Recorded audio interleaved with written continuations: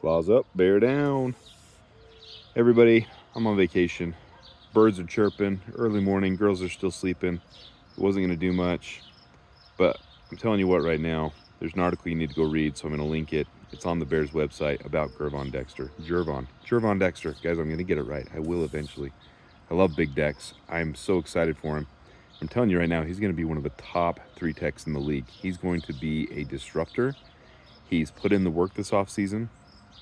Everything the article talks about is top notch. Talks about how he left his exit interview last year with the defensive line coach and with Matt Eberflus, and they told him to come back a new man, be unrecognizable, come back, put in the work, put the time in this offseason.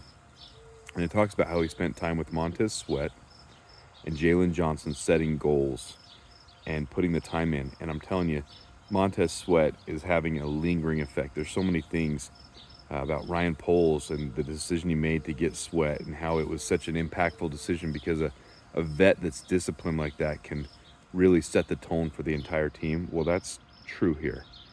And for those who don't know a 3 tech by this point, you got Andrew Billings, who's really the run stopper. He's really the stuffer in the hole. He plugs things up. Your 3 tech lines up between the guard and the tackle on the outside edge of the outside shoulder of the guard.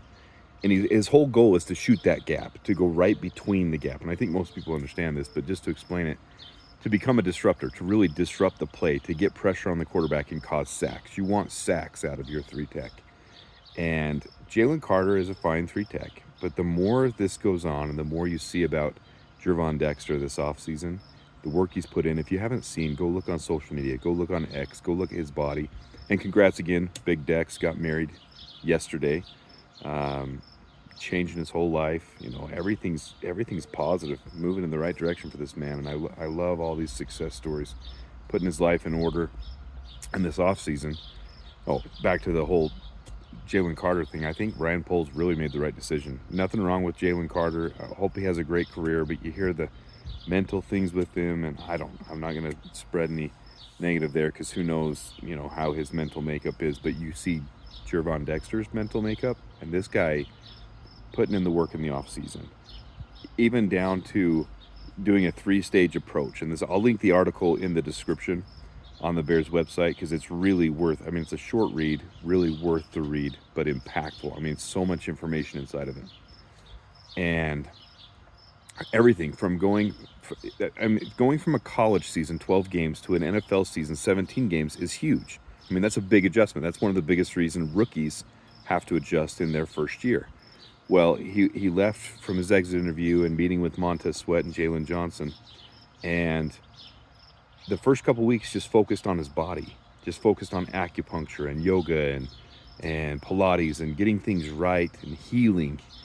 And then he hired a personal chef. He got a diet and workout routine, cut the body fat, increased in body mass, in muscle, and the work, he's put it in.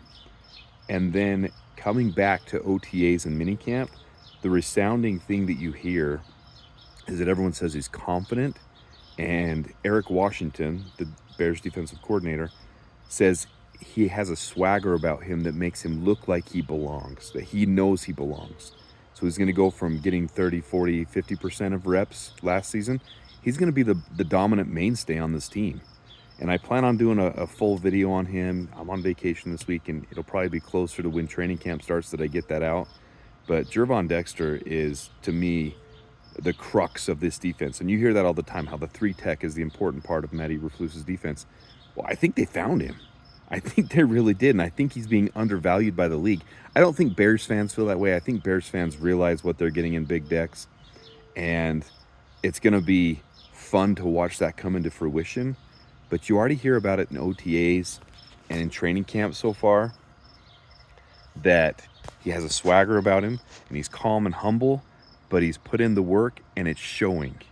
So if everything you're hearing is true with him, and he gets the goals, if you didn't see the other part, it's in that article too.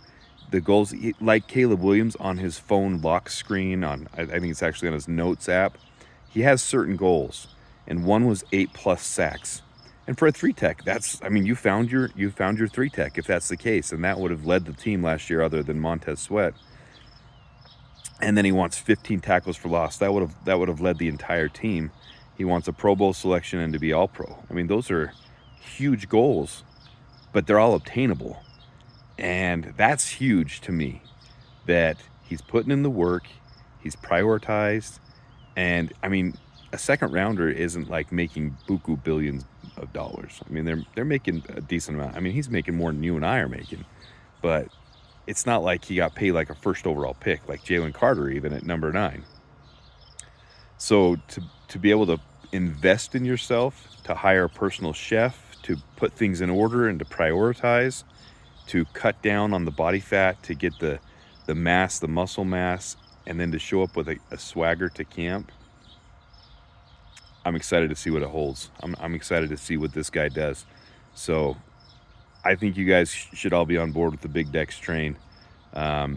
He's going to be a force to be reckoned with, and I'm excited to see what he does this season. With that, let me know what you guys think about Big Dex. Claws up and bear down.